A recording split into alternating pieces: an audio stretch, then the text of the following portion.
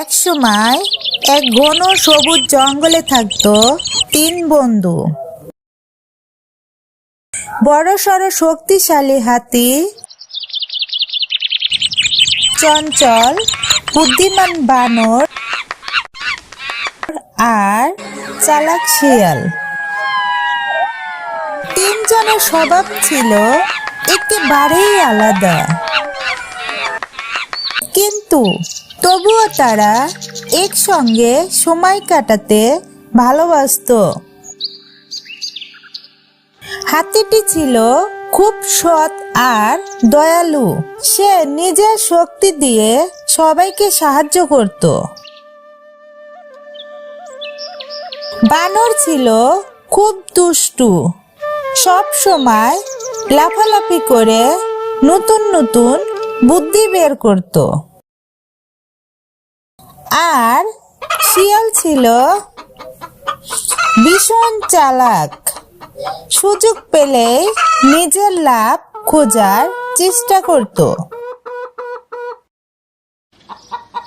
একদিন জঙ্গলে ভয়ঙ্কর খরা পড়ল। নদীর পানি শুকিয়ে গেল, গাছের ফল ধরল না, সবাই খুব কষ্টে পড়ে গেল।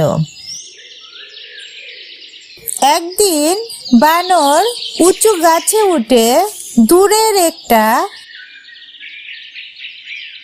বড় আম গাছ দেখতে পেল।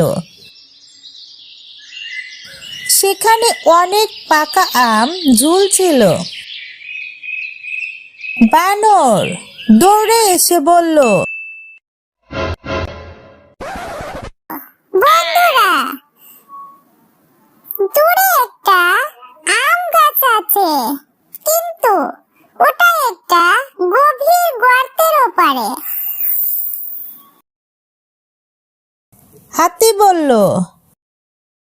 আমার শক্তি আছে, আমি তোমাদের ওপারে নিয়ে যেতে পারি। শিয়াল সে তো মনে মনে খুব খুশি। সে ভাবলো, এই সুযোগে আমি বেশি আম পাবো। সে মুখে বলল, হাতি তো সবচেয়ে ভালো সাহায্য করতে পারবে। হাতি গর্তের উপর দিয়ে দাঁড়িয়ে সেতুর মতো হলো। বানর আর শিয়াল তার পিঠে বেয়ে উপারে গেল। বানর গাছে উঠে সবাইকে আম দিতে লাগলো,